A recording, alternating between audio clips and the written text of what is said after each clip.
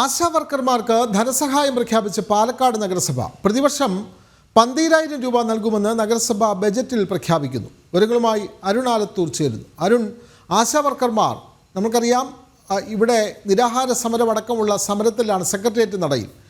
ചില പഞ്ചായത്തുകൾ അവർക്കുള്ള ധനസഹായം പ്രഖ്യാപിച്ചിരുന്നു നേരത്തെ തന്നെ. ഇപ്പോൾ BJP ഭരിക്കുന്ന പാലക്കാട് നഗരസഭയിലാണ് പ്രതിവർഷം 12,000 രൂപ നൽകുമെന്ന് ബജറ്റിൽ പ്രഖ്യാപിക്കുന്നത്. എന്താണ് കൂടുതൽ വിവരങ്ങൾ അരുൺ ആലത്തൂർ?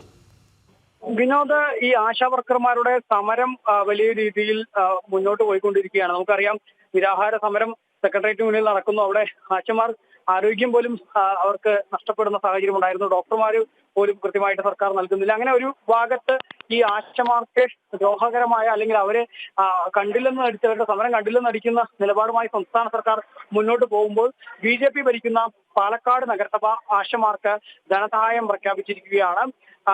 12,000 രൂപ പ്രതിവർഷം നൽകും എന്നുള്ളതാണ് പാലക്കാട് നഗരസഭ വ്യക്തമാക്കുന്നത്. പാലക്കാട് നഗരസഭ ബജറ്റിലാണ് ഇത്തരമൊരു പ്രഖ്യാപനം ഉണ്ടായിരിക്കുന്നത്. ഏതായാലും ആശമാരെ സംബന്ധിച്ചിടത്തോളം വളരെ ആശ്വാസകരമായിട്ടുള്ളൊരു നടപടി എന്ന് തന്നെയായിരിക്കും അവർ ഇതിനെ കാണുന്നത് എന്നാണ് നമുക്ക് മനസ്സിലാക്കാൻ സാധിക്കുന്നത്. കാരണം അവരുടെ നമുക്കറിയാം വളരെ തുച്ഛമായ വേതനമാണ് അവർക്ക് ലഭിക്കുന്നത്. ഈ സാഹചര്യത്തിൽ ഇത്തരത്തിൽ പ്രതിവർഷം 12,000 രൂപ ലഭിക്കുക എന്നുള്ളതും അത് നഗരസഭ തന്നെ മുൻകൈയെടുത്ത് അതിന് തയ്യാറാവുന്നു എന്നുള്ളത് അവരെ സംബന്ധിച്ചിടത്തോളം വലിയ ആശ്വാസകരമായ കാര്യം തന്നെയായിരിക്കും. ഏതായാലും പാലക്കാട് നഗരസഭയുടെ ബജറ്റിൽ വൈസ് ചെയർമാൻ P. കൃഷ്ണദാസാണ് ഇത്തരമൊരു പ്രഖ്യാപനം നടത്തിയത്.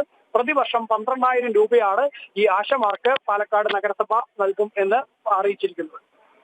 ആശാവർക്കർമാർക്ക് ആശ്വാസകരമായ ഒരു നടപടി തന്നെയാണ് പാലക്കാട് BJP ഭരിക്കുന്ന പാലക്കാട് നഗരസഭയിൽ ഇപ്പോൾ ഉണ്ടായിട്ടുള്ളത്. ബജറ്റിൽ 12,000 രൂപ വാർഷിക ധനസഹായമായി ആശാവർക്കർമാർക്കായി മാറ്റിവെക്കുന്നു. വിവരങ്ങൾ നൽകുകയായിരുന്നു അരുൺ ആലത്തൂർ.